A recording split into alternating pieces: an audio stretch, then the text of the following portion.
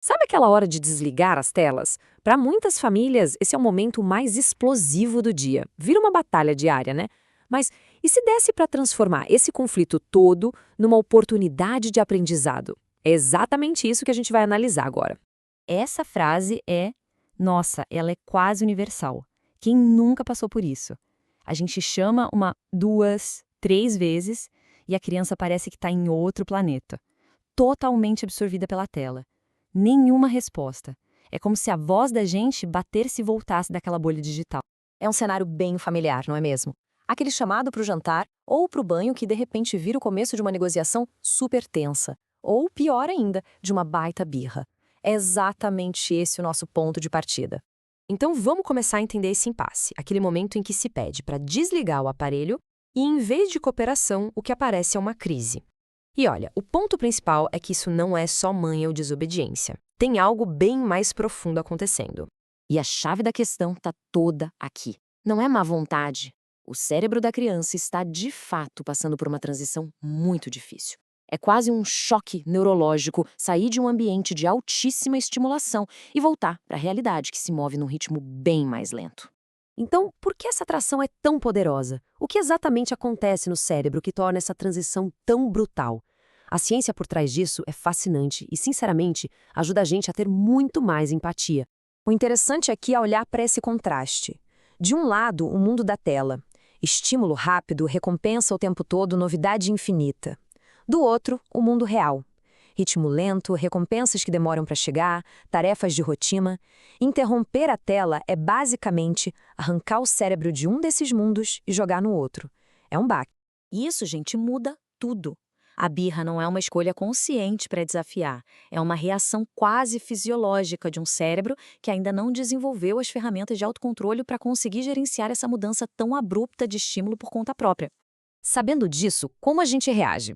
Pois é, muitas vezes acabamos caindo numa armadilha, num padrão, que em vez de ajudar, só piora a situação e transforma a transição num verdadeiro campo de batalha.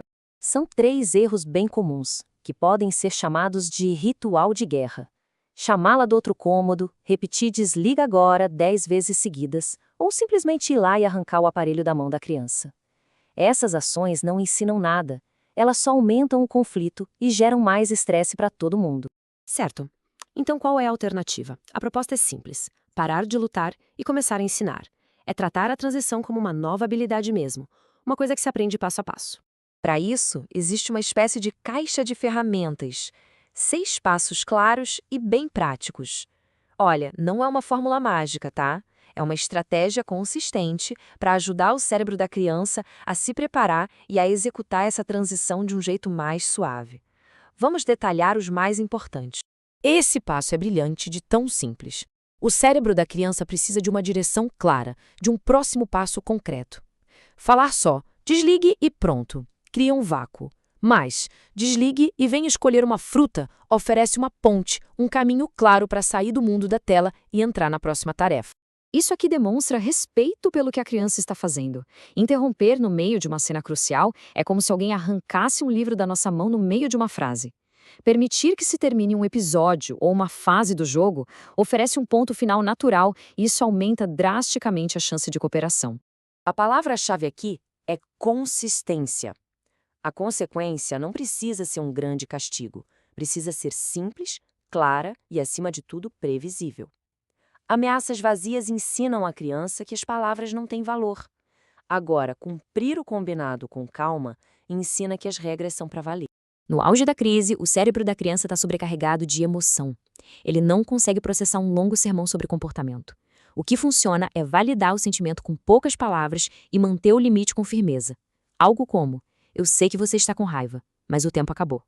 Isso acalma em vez de botar mais lenha na fogueira. Então, qual é o objetivo maior por trás de tudo isso? Porque não se trata apenas de evitar birras no dia a dia. Existe um propósito muito mais profundo. É fundamental entender que isso é um treino. Vão ter dias ruins, com certeza, mas a consistência cria um padrão no cérebro. A criança começa a internalizar que a tela não é infinita. Ela tem um limite claro e a vida continua depois dela. É essa previsibilidade que constrói a segurança e, lá na frente, o autocontrole. E esta é a grande ideia final. Cada transição de tela bem-sucedida não é uma vitória de poder dos pais sobre o filho, é uma pequena aula de autorregulação. Estamos, na verdade, equipando as crianças com a habilidade crucial de se desconectar, uma ferramenta essencial para um mundo que luta o tempo todo pela nossa atenção.